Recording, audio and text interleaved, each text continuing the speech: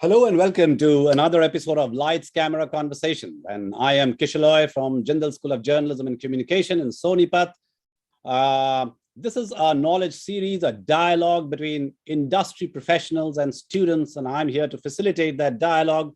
Here we talk about challenges, histories, perspectives by engaging in a one-on-one conversation with experts from the world of film and new media. And students actually come and join the conversation. Our guest today is writer-director Priya Beliappa. Welcome to the show, Priya. Thank you, Kishaloy.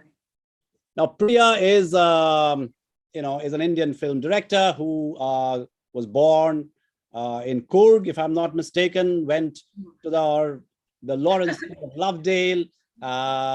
Then she studied at Srishti School of Design, Art and Technology, and then she worked in advertising in Sri Lanka, which is interesting. I must ask Priya about that stint out there. And then she went, of course, to the Film and Television Institute in Pune. In her second year, she already won a national award for her student film, which actually starred. Did that star? No, the final year. That was the second year film. The sound designed. My fellow batchmate who designed it got it for the film. Yes. Yeah, and then her finally a diploma film featured actually Naseebuddin Siddiqui. Priya's debut feature film Ring Road was filmed in Canada in 2015 and was recognized by UNESCO for being the first film made by an all-women crew. So congratulations for that, Priya. And she runs a website by her name, where she sells art pieces as well as runs a gift and production company. But her last film is where I want to start, called Frayed Lines, shot in 2019, a short which was screened in several film festivals worldwide, won multiple awards, including the Best Short Film Festival at the Indian Film Festival in Cincinnati, Best Film at Bangalore International Short Film Festival, and the Best Female Director at Spain Moving Images Festival. Priya, let me start by asking, why do you make films? It's a very, very big question. I don't know how I can actually justify what's in here, and what comes out, but I will try. So for me, film is an all-encompassing art. I started in design. I was doing 2D designs, and then I did advertising, and I always wanted to move beyond that. So from 2D pictures to, moving images. And I always felt that, I wasn't meant to do a particular kind of design or art form. And it so happened that when I discovered film, I realized that from costumes to textiles to graphics and so many, and photography, everything comes together in this art form. And for me, there's nothing more satisfying than to look into the details of all of these little things to make one frame that moves. So if you ask me if I were to keep it succinct and short, I would say that it's because I'm interested in so many little art forms. And for me, when it comes together, it makes sense for me to put all my energy and creativity in different little aspects and to form one. When I was talking to you earlier, you said that some of your films are a result of something that disturbs you. And I suppose yes. The process is that things that you question in your everyday life, things that we often say that doesn't let us sleep. So what is your creative process? I mean, I know this is again, a big question. Yes, it's a very broad question, but I can go into it in detail, not in very much detail, but as much as I can. And I'll just brief you on Frayed Lines, the film that I did recently, because it's easy for me to tell you about that because it's, fresh fresh in my mind. So I keep exploring subjects, thoughts that come to me to see how I can either write it and it has a flow and it can be communicated as a film, or it can be made visually. And it so happened that I was making a visual diary when I was at home in Coorg, my hometown, and I was documenting the workers in the estates where they pick coffee.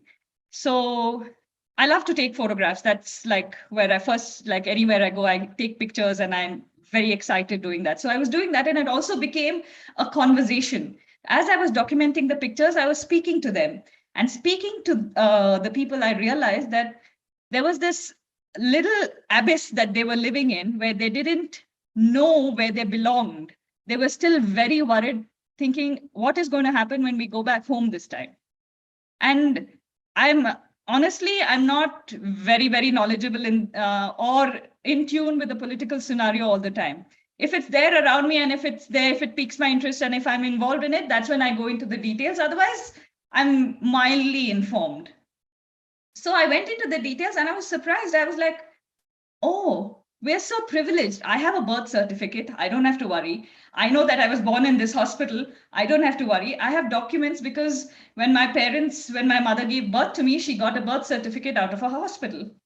But I know most of India will not have a birth certificate. So how do you prove that you were born in this country? And if you don't have parents, for example, there are many who perhaps don't have parents but are still living their lives, right? Where do you go back to? How? And it really disturbed me. I was like, it is about belonging. We take it for granted, right? And then I kept thinking, I'm like, oh my God, these lines that are drawn. Somebody sat on, they had a map, right? Somebody sat down and drew a line, and somebody went walking and then said, okay, this is the actual line. And they just did it. And it didn't matter. Okay, today you were somewhere and then tomorrow you were somewhere else and somebody else drew the line. And what happened to the people who didn't belong in that space or who felt that, it wasn't justified, right? And it's okay if everybody goes with the flow and it's fine, but there are people who are bothered by it. There are people who don't know what is going to happen, whether they're going to be in this country, out of this country, whether they're going to be in camps. So more than anything, it is my I think it's humanity. It's trying to understand humanity and trying to see, like you can't sleep if you speak to somebody who says that they don't know what is going to happen to them, or they don't know where they belong, or they don't have an identity. It's something that we all take for granted. And so these things, yeah, these are questions. And I was like, this just cannot be. I have to put it out there. I have to try and, work it out in a way that I can in my own creative sense. And also the way I put things are in the sense, not with 10 words, I would use 2 words and leave the rest for people to gather information or people to put the dots together. But yeah, so that's exactly how this film happened. It's because I couldn't, like, it really bothered me. And then I had to research and I had to find out. I was like, there's so much happening over there that I'm not aware of. And it's disturbing, no doubt. I've never been to a place that's so disturbed, but I empathize. I'm not saying I feel their pain, but I empathize and I want to just put it out there and perhaps have a conversation with somebody and say, this is happening. We should think about it as people. Yeah. I mean, for the viewers, let me tell you that Frayed Lines is a short that you must watch. Beautifully scripted, beautifully shot. The sound design is actually quite riveting. And there are 2 characters out there who are not sure whether they are going to get their citizenship certificate. And Kurg's coffee plantation, these are workers from Assam who actually come to Kurg's coffee plantation and work. And the film, I mean, these are the characters. It's fictional, I'm guessing, based, of course, on ground research. And I wasn't. I mean, towards the end, of course, and Priya's films are all very subtle, very nuanced. So it's not like it's out there telling in your face that whether they actually got deported or whether they got exiled or what happened to them. I don't know. But there was another parallel story running with that, isn't it, Priya? Yeah. So for me, the story, I sort of conceptualized it on 3 levels. One is based on language. So I used 2 characters and they speak 2 different languages. And so one, the protagonist, she speaks Assamese, and this boy, he speaks Korotak, which is the language of Kurg, which hardly like 2 to 3 lakh people actually speak in this country. And that's my mother tongue. So I also the reason I put these two together is I realized that in India, with so many languages and so many nooks and corners with different cultures and, the way people live, there are a lot of times you meet people, you don't understand their language. But the great thing about India is you don't have to understand their language. You still go way beyond. It's not in the words that come out, right? You speak the language, even though you understand, you sort of grasp the situation and you carry on. It happens to a lot of us. When I went to Bombay for the first time, I barely spoke any Hindi. But somehow I communicated and they communicated back with me, knowing that I'm from the South and I do not speak the language. So it happens. I mean, but we still make films that are either Hindi or Kannada, or it's all like put in brackets. We never make a real film where people are speaking the way they do really, right? In the sense that I go to my village and there's no chance I'm going to be speaking in Hindi or Kannada. It's going to be another language altogether. So that was one aspect that I wanted to bring forth when I was making this, because that's reality. People from Assam come to Coorg to work. They don't understand. My parents don't understand Assamese. So they speak a mixed language of action and words. It's like my parents are training them to pick coffee, but it's an action that they learn how to do it, right? So these are fascinating things about what happens in parts of our country. So one was language, and the other was this boy, he's educated, right? And he's done his degree, but he's chosen to come and work in the coffee estates where he will earn more money than in the city. But his grandmother fails to understand this. This came about when I read an article about a peon who was, like a peon's job opening, and a PhD candidate, a person who had done his PhD, was in line for that job. So it makes you question the education system as well. You think, okay, everybody's like, okay, you've done a degree, you've got to get a job, right? You've got to get an equivalently paying job. Now he's done his PhD, right? Yeah. It's just not fair. I just think it's just not fair. It's just so many years of hard work, and it's not right for his talent and the knowledge that he probably has. And the third one was definitely the citizenship idea, and the idea of boundaries, and how we as humans sometimes can be so harsh, right? And we don't think beyond our little bubble. So I wanted to go beyond my comfort zone of the life I live, perhaps, and try and look at a different sort of perspective and put that across, because these were the things that came to me when I was forming the film. Speaking about languages, Priya, it just reminded me about the elephants in temples in Kerala. Now, most of those elephants actually come from Assam. Now, when they are trained in Assamese. So you suddenly in the middle of Kerala, in one of those temples, you have these mahots, or you have these priests who actually speak to the elephants in Assamese. Now, they don't know Assamese. Yeah, a Malayali setting, and then you have them speaking in Assamese. Yeah. So, so language, it's a very interesting boundary.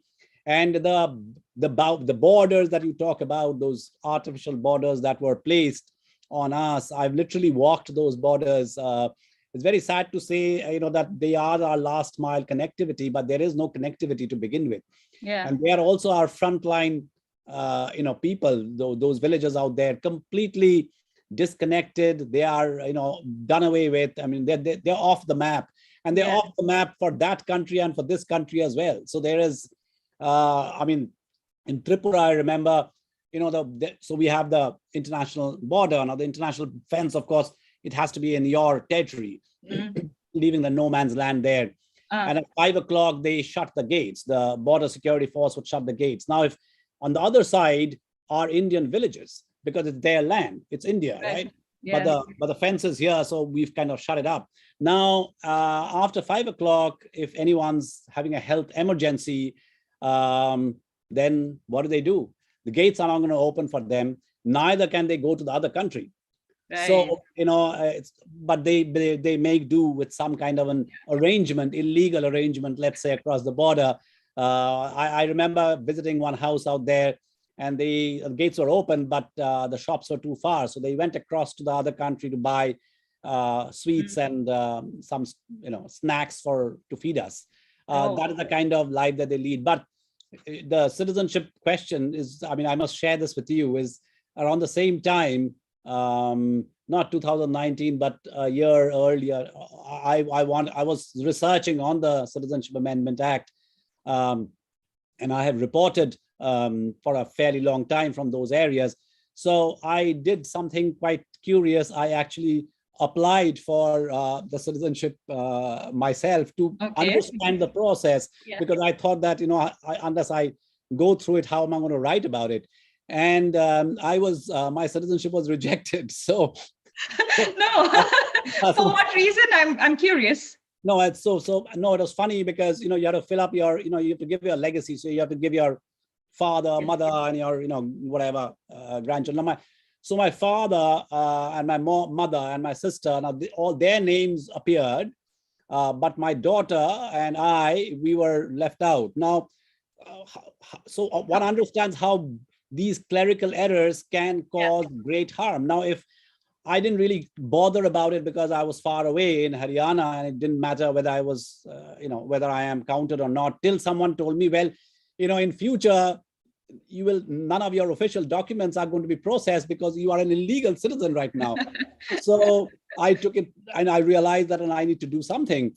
So they called me, they summoned me for several times. They summoned me. I refused to go because I thought I'll get deported, because the deportation camps were coming up. So it had become a serious issue. I mean, why did I have to apply? If I didn't apply, I wouldn't have been, amongst the legal or illegal citizens. So I was worried not for me, but also for my daughter. Yeah. And then in the draft list, they had two lists, one, the draft list, and then the final list came out.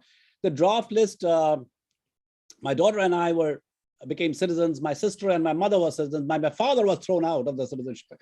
Now, so yeah, it was quite harrowing. And then I think in the final list, everyone's name came. Okay. Yeah, it came up. But for the character in your film, I don't, because they wouldn't have that privilege or confidence to go through this. They would be absolutely shattered. They wouldn't know where to go. And there are several hundreds of people who ended up in deportation camps because of clerical errors. There are a number of people who've committed suicide in those deportation camps. So, and and throughout that time, I remember there were these annual floods happening, and people don't realize that floods destroy your homes.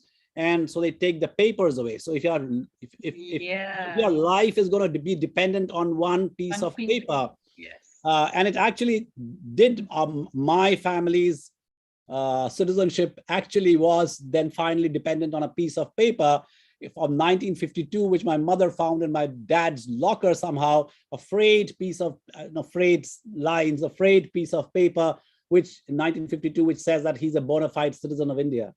Wow. If that paper was not discovered, then we wouldn't have been able to prove that we are citizens. So, I mean, it's definitely. I mean, I don't think we can imagine the plight. It's it's way too deep. Way too deep, yeah.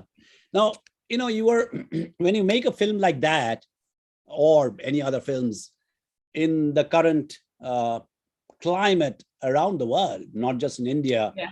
There are things that you can say and things that you can't say. Right. Do you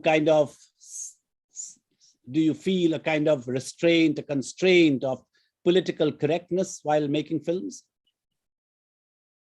I am totally politically incorrect, I think, as a person, in the sense that I would like to put forth my views, and I will try. I know there will be a block if I say certain things.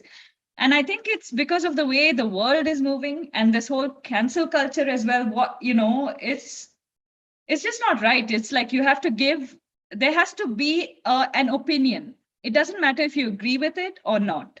Do not agree with it. That's okay. I won't agree with your opinion, but I should be sane enough to say, it's okay. That is your opinion. Let me step back from that opinion. I think that is what is lacking. And surely I do think twice Okay, I do think twice, and it would be great, I guess, if people didn't have to think twice before they said something. And if it were taken as, if it's a misunderstanding, then okay, tell me that, you are wrong because of X and Y reason, but don't shut me off. Don't tell me that I cannot say that, right? Educate me. Tell me that, okay, you're wrong. This is history. These are the facts. This is scientific. I will take it. I will learn. I mean, I'm open enough to let go my opinion and say, okay, fine. There must be something else beyond. I'm willing to learn.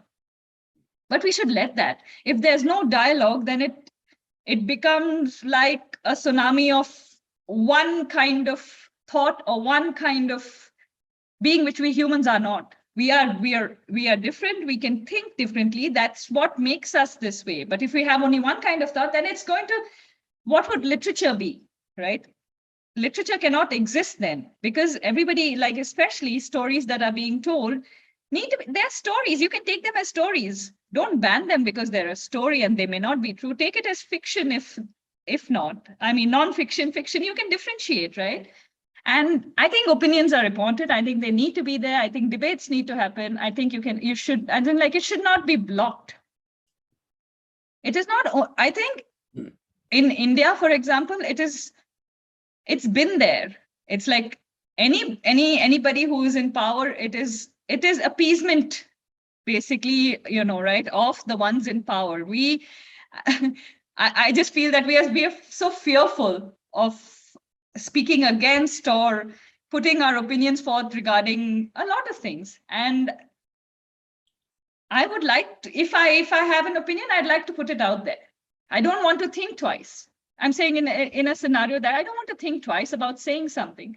I think that is not right. So I wish it were world over. I know, even in America, which is forward thinking and everything, opinions are not being justified. Whatever, let it be. That's an opinion. We have to let that flow, let it flow. People will take what they want and people won't take what they want. Let's give the people what they, let's give people an equal opportunity to listen to different sides. Yeah, free speech. Yes, free speech. I mean, don't hurt anybody. Of course, that's where the lines are coming, because everybody, we have become a very, very sensitive generation. I don't know if it's our generation or just as people, we take offense to everything. Maybe I do too, right? You say something and my antennas are up and I'm like, oh my God, did you say that about me or my, brethren? So I think that's where it is. Basically, we've become extra sensitive and everything hurts us. That somebody says, you feel like they're belittling you or hurting you. I think that kind of tolerance is gone, where you would, 10 years ago, 20 years ago, you could go to a comedy show and they would, if they made fun of me, maybe it would pique me a little, but I would laugh because it's actually a funny joke, right? Yes, I mean, that's what comedy perhaps is, or even a statement. So that way, I think as politically, as well as we as people have become extra sensitive, and we want everything to be politically correct. We want everything to be, just right.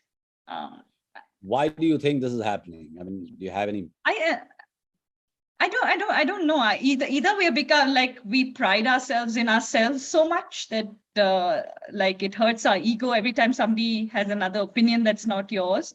And I don't know. I don't have an answer to why that's happening, but it's definitely world over. So it's not limited to our little peninsula. Mm-hmm. Your debut film, Ring Road. I am surprised that this is the first film with an all-woman crew. Right. That's not very good news. I mean, it's 2015 when I did it. It's still, yeah. It's taken such a long time for an all-woman crew. I mean, I don't think so consciously anyone really puts it together. But did you consciously put it together as an all-woman? We did. Because can I repeat the story I told you earlier today? Sure. So as I was telling you, I came to Karnataka and we made a film, and there was always this question of me being the only woman on the set. And a lot of them would be surprised, or they would come and say that, oh, wow, how is it that you're doing? How is it going? Okay, what is happening? So for me, it was just work that I was doing. And I was like, I had to get a set on this day. We had a task to finish. But as the days went by, it's like 40 to 60-day schedule. You start to wonder, you're like, oh my God, okay, like a choreographer comes, there's a different choreographer. Everybody's talking about the same thing. So when I set out to do my film, I could have done it with any team, but the producer and we sat together and we consciously made an effort. We said, okay, let's try and bring some equality in this setting. Let's do something that's different that can, make other people. What happened, I think, okay, I'm going to just deviate a bit, is basically a lot of parents are apprehensive when children say they want to go into the film making scenario. Mostly because, at least parents my generation, which is like 20 years ago when I was actually in college, for them, the film only involved you being an actress or, going to act in a film. They didn't understand the technicalities of, what goes on behind the camera. So I think it stems from there, where there's a conscious decision on parents not to let women into their little girls into film because they perceive it as a big bad world. Anyway, coming back to the point. So I knew, like, I had so many classmates and people I'd worked in Bombay with, and they were all women, and we weren't conscious of the fact there because Bombay was still a little more free than Bangalore was. So we decided to sort of get an all-women crew, and we thought it would be a nice setting. And we sourced and scrounged, and there were many battles to be fought too, because there are unions when you make a film, and you have to fight through that because, for example, the makeup department can only be handled by men. And we didn't know that. So we got like a female makeup artist, and there was a huge hue and cry. It's like, no, the makeup is like, it's the man's domain, and we couldn't understand how the makeup became the man's domain and the hair became the female worker's domain. But anyway, after many requests with the unions and the film chamber, we were able to pull it off, and so we made it. And I thought it was a good space to fight for, because it would probably make it easier for other people to come in, and it also sort of communicates to the world out there that it's fine. All these women are making a film together. There's nothing wrong. It's nothing that you have to worry about. It's not a big bad world. It's just work where everybody's working together and putting out something. Do you make films for an audience? I guess you do. You want people to watch your movies. Yeah. So is there, when you chose your first feature film to be a psychological thriller, if I'm not mistaken, yeah. So is that a genre that is well received by the audience? See, for me, making the first film, I wanted it to be something. Actually, there were many things that came about as to how we made the film, but basically it was based on a real story about this girl who actually murdered her fiance, was convicted. And it was the case, it so happened that because she was a girl, she got a lot of backlash because she was a woman who, had apparently the case was still not over, but it was a very curious case, and the media had made, what the media does, right? So there's already a media case. So that was another thing that gave me sleepless nights about how, like today, if you go out, the media can already paint a picture, and they have already filed the case. They have already done all of it, and they've convicted you. What happens? Are they even responsible for what has happened to somebody's life? Honestly, you're in the media, I know, but you cannot ruin. So that was like, you asked me about what piques my interest or how I make the film. So at that point, now, like, as I go back in my memory train, that was the reason, because I was like, it bothered me that there was a media trial, and, maybe she didn't get a just hearing. So that was the reason I chose that subject more than anything. And it was a commercial venture. So we had, I had to look into the commercials of it and hire stars so that, it's money, basically. I had, like, when making a feature it's a commercial feature, I definitely have to pay attention to the money and trying to balance creativity, money, and the kind of film that one makes. I must ask you about your student film, Hazy Gray Skies, made in 2003. Yeah. Um, 2006. 2003, I 2006, joined. Yeah, 2006. sorry. And, I know that Nawazuddin was not today's star, but he's still one of my favorite actors. I think, Irfan and Nawazuddin were absolutely brilliant. We lost one. What was it like working with him then? And what is the film about? The film is actually a slice of life in Bombay. And it's the taxi driver. It's a life of a taxi driver in a day. And basically, the passengers who come in, the story weaves in and out of their lives and how the day ends with him. It begins with him and ends with him. And we go into little stories of each one of the characters that comes into the cab. And he's a cab driver. So that's what the basic film is about. And it basically goes to say that we are all connected in a sense. Like, the people who take the cab, there's like a connection that's woven through the film. So it's like A is connected to Z, who comes in later in the cab. So working with Nawazuddin, your next question, he was easy. He was so easy, so effortless. And then also I was making a film, not for like a commercial kind of audience. So I was doing what I like to do best, which is trying to play with subtlety.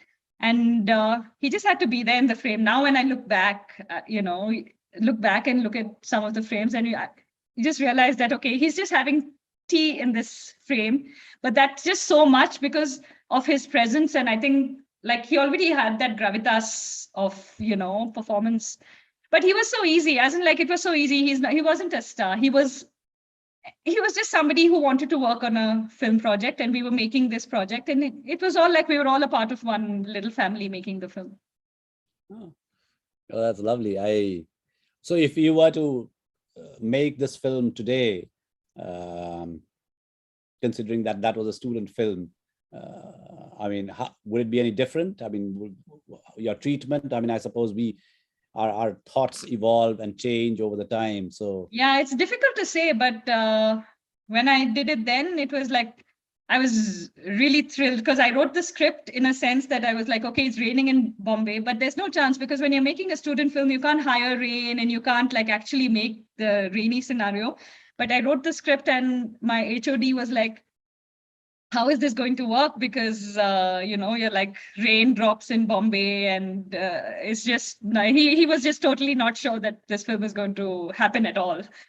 But ironically and luckily for me, we went to Bombay. It was a rainy season and I got the whole atmosphere. That's why it's also called Hazy Gray Skies, because if you go to Bombay in the rainy seasons, it's magical. Yeah. And, the gray skies and the yellow cabs and the black, it's just visually stunning. So I got, like I wrote it, I didn't think I would get it, but I actually got it. So I was really happy then. I'm not sure how I would work around it today, but today maybe I'm a little more, I'm not as keen on, okay, I want this. Today I will adjust because I know the industry, I know how it works. Like when you're in film school or when you're like in college, you still have that your dreams have to be this and you're quite rigid in the way you want to make certain things. But today, after having worked on a feature on many projects, I realized that to actually complete a project, to get it going, you have to be on your feet and you have to think and you have to improvise. You're not like what you've described on your sheet of paper, your screenplay, it may not be. You have to be willing to improvise. You have to be willing to change it. You have to be willing to see the situation because film involves like ton of activities going around, especially if you go and splice your film life in the midst of reality. You have to be, you have to be smart on your feet. You have to be like, okay, today this has not happened. Let's change this around and we have to make it work. So how much ever you storyboard, how much ever you plan, when you go on set, you should know that you will never get that exact thing, but you should be willing to either get it better or be satisfied and move ahead and improvise in a way that can still get your story flow going. Absolutely. And in fact, documentary demands that even more because the demands of documentary are far more critical because you can't really reconstruct and recreate that. I mean, you can reconstruct to a certain extent, but it requires tremendous amount of research and going down to last detail, as they say. But you also spent a little time in advertising, and is there a difference between shooting an advertising film? Of course, there's a difference, but if you can explain that to us, and doing a short.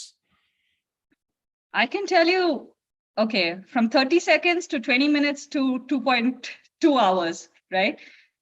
If you look at it on the whole, it's the same. You are 24 or 25 FPS per second, right? That is the basic.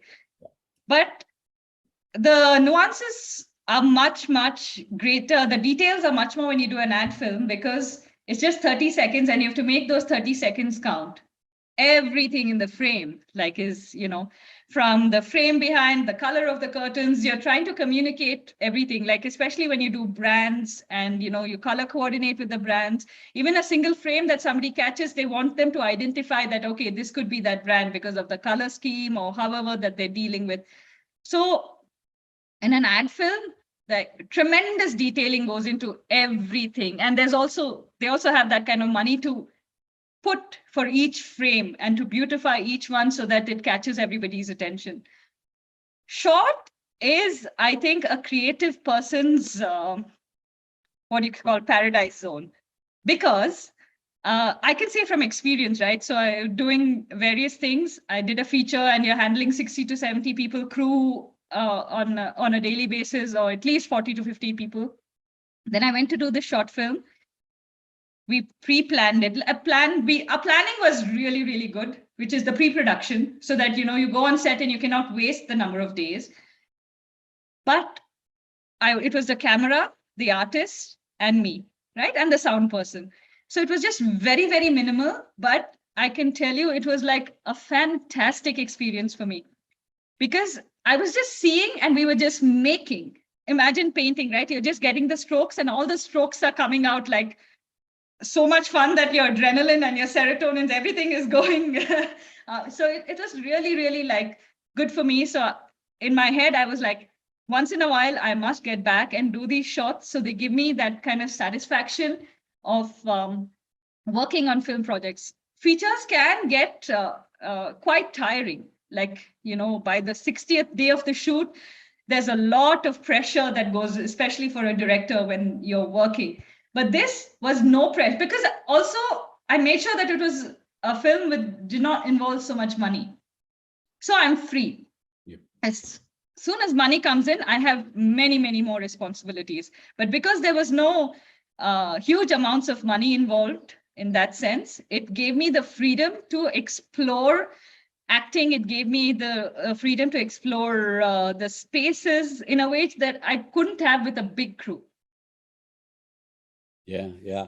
I remember that shot of the ant, I think, trying to push a flower, that frame that you have in frayed lines and things like that you can yeah, it's a creative paradise actually, because you and you're not bound by the budget and by the commercials are not as it's okay. It's not like a film where crores go into making a project, or those are different responsibilities, which is fine. But I think this gives me a breather. This, I would say, like a breather to just have some fun with the technicals and with doing what you like. You've also been part of Filmocracy movement, which is a rather unusual initiative. I mean, how does this work? Is this something like crowdfunding of films, or what is it about? No, it's not essentially like it's crowdfunded, but basically the idea of Filmocracy is to democratize filmmaking.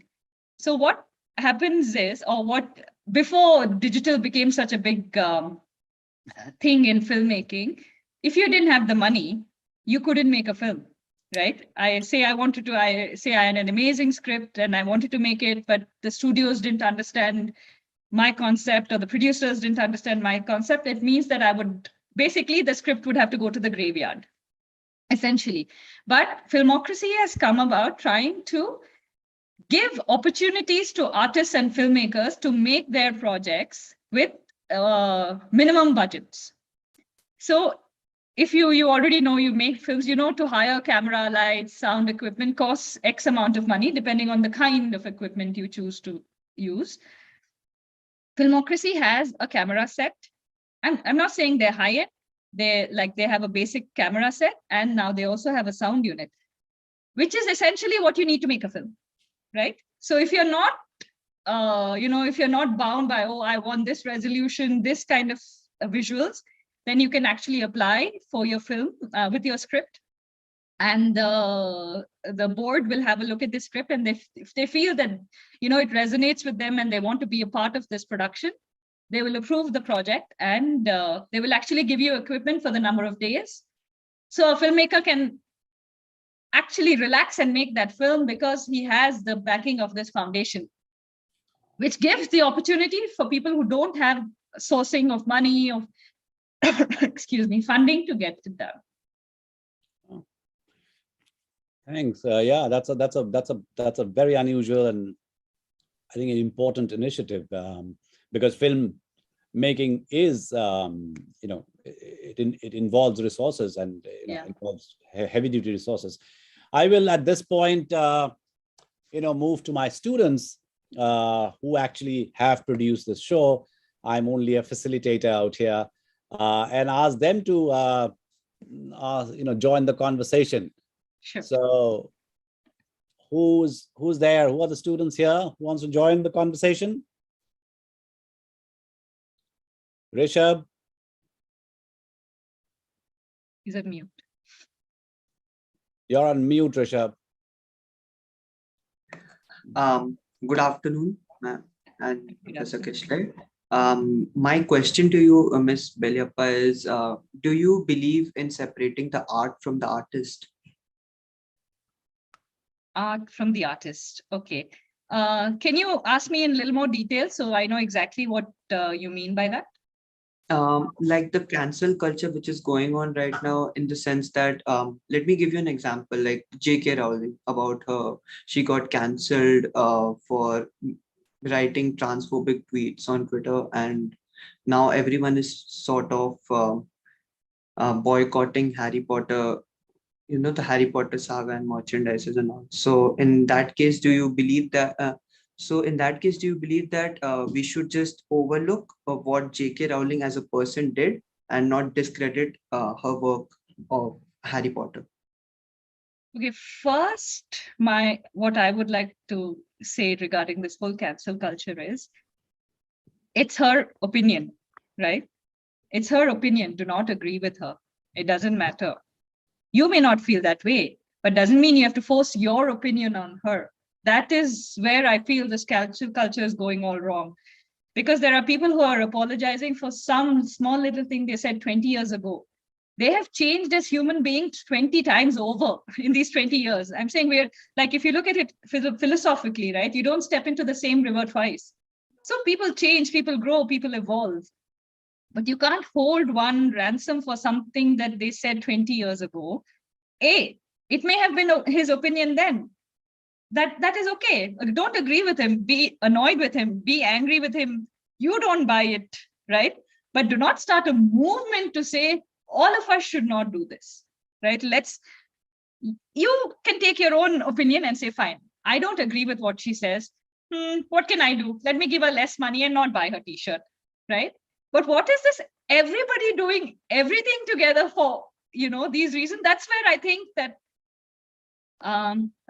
that's my opinion on cancel culture. I think that opinions have to be, I get angry with what somebody else says, but that's what somebody else says. Let it be. They might get angry with what I say. I will take that. It's okay. We're living in such polarized, opinionated spaces that it's okay.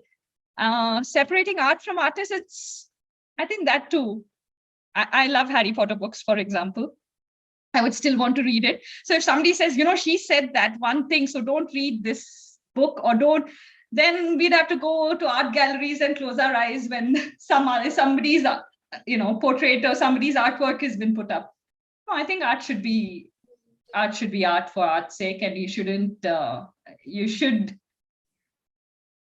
let opinion be and appreciate the art for what it is. Okay. Thank you so much. Yeah. Yes, anyone else there?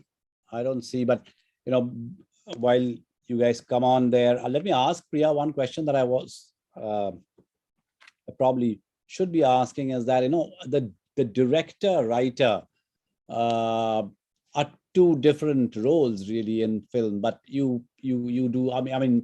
We've seen in the film world a lot of directors actually write their own stories, but how do you do that? How do you?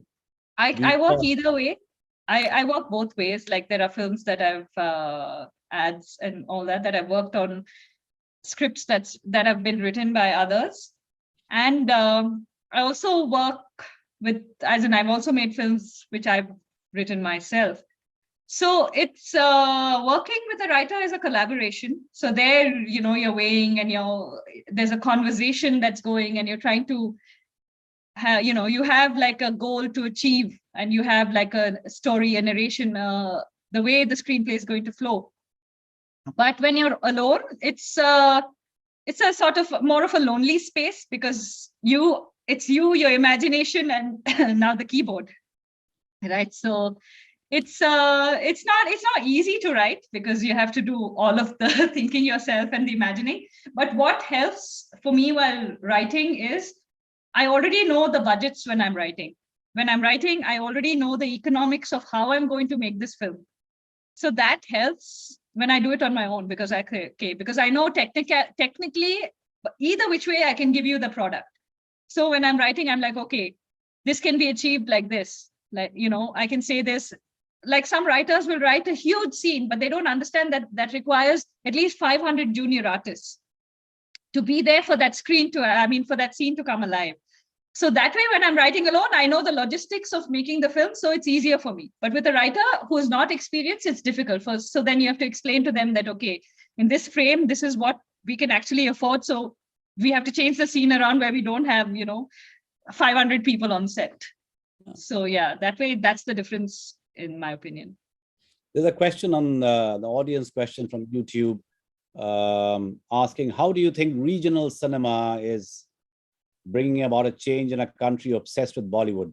I think we already had a very strong regional cinema culture. For those who were not familiar with regional cinema, even if you remember, I don't know whether Priya would remember or not also, but when Doordarshan was the only channel of or window to the world, literally and metaphorically, and there were Sunday afternoon films were all regional films, and they were very good. I mean, we had very good regional film directors, which I think is actually, I don't know, is that picking up again? Because there was a time when it was dipping. There wasn't enough regional cinema happening. I think it is. I think the digital formats have also, basically it's the economics coming to the main reason with the number of films or the film zone that goes. So initially, if you had to make a film with the reel, right, and exposures, and every reel is 4 minutes, so you have to be really, really careful about what you shoot. And it's a lot of money exposing the reel, the negative, the positive, the prints, the edit. So now with this digital medium, also, what has happened is regional cinema also has that luxury to make films that will get their money back. So earlier, with the only films being made, it was not easy because their viewership is not as vast as Bollywood. Bollywood is basically the entire country pretty much watches it. So it is easy for them to make, any kind of cinema. And when you make something that's visually stunning and so grand, people are going to, everybody wants to get away and watch something like that. That way, regional cinema, there was a setback, I think, because they couldn't match what Bollywood made, and they couldn't get back that money. But I think smarter filmmakers came where they realized that they could make with very little money, especially with the coming in digital, and content is what mattered, and not the grandeur, that they can still tell their stories in a way that's riveting and it can be told. Mm-hmm. And so now, and they're also free to make that kind of films. And they're also, I think, not bound by a certain sense with stars or, the umbrella of Bollywood. That's why I think you see, especially Malayalam and even Marathi films are It's like a new age for them. I'm hoping that Karnataka also will, have a little new age of its own, and there'll be more films that will come out, and that, basically different films need to come out. And, it's nice for people to see a variety as opposed to just a kind of cinema. Yeah, there's one more question, but I'm just rephrasing the question because, it basically asks, what is the one thing that you wish you knew before entering the industry? Any advice for budding writers and filmmakers? But I'm rephrasing it for you, saying that what made you, what was the one thing or the two things or which made you decide that, well, I want to be a filmmaker. And actually, I don't want to run a coffee plantation, or I don't want to, go and study engineering or into design or whatever it is. I mean, film is a profession which is extremely exciting, and like you said, that which brings all the various things together. I mean, there's engineering there is set design, there is Science, textile, styling. It's the ultimate platform, but it's also it's risky within quotes. Yes. When I'm saying risky, I'm saying conventionally would like any parent would say, oh, are you sure you want to join films or you want to study films? So what is that one thing that suddenly makes a person feel that I want to do this, films? Yeah, it's like a switch that goes off that I can't even try to recall. It's so long ago that it was a switch that went off that said that, I have to do this. I have to make this. It's like somebody asked me, like when I was still in design school, right? If you were to make films, what would it be? And I said something to do with the mind. I had no idea what I was going to do. I had not, but I knew I wanted to explore this medium, and I had to do it. And it just so happened that everything also fell into place. It's also, you have a thought, and it's not necessary that my thoughts had to fall into place and in terms of action. So I wanted to do it.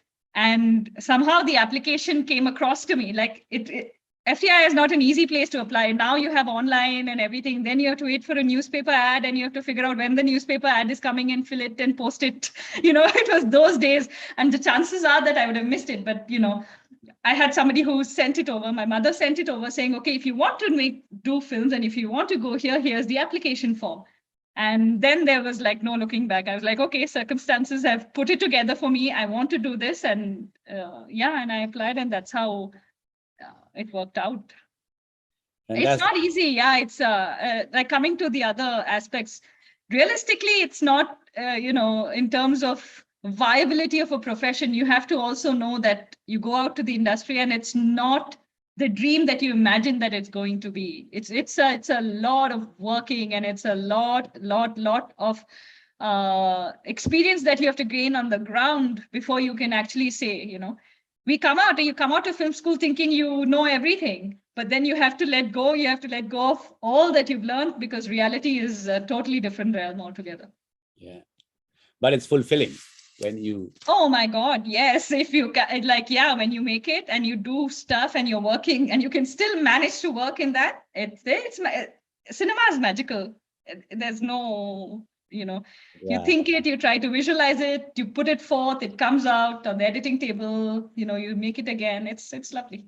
Yeah. Without spoilers, what is your next project? I have a couple of scripts that I have, but actually this pandemic has derailed a lot of things, because people are not sure whether, cinema capacity at 50 is not going to get back any money. And, OTT platforms are also limited to big production house. It's all, if you're an independent filmmaker who's trying to do something, it's not an easy sphere out there. So we're still working around which one would be the best one to start with. So it has things have to fall in place, and everybody has to be comfortable that, okay, we're going to spend so much money, so we have to figure out how we're going to make the money back. And we're working around a couple of projects to see which one we should take forth. Best wishes, Priya, and thanks so much for joining the show. And happy to report that at Jindal School of Journalism and Communication, we are also starting an undergraduate program in film and new media. Oh, nice. And I hope we will continue this association with you. Definitely. Thank you so much. It was a pleasure talking to you, and I'm happy to have a conversation at any time. Thank you. Bye-bye. Thank you. Bye.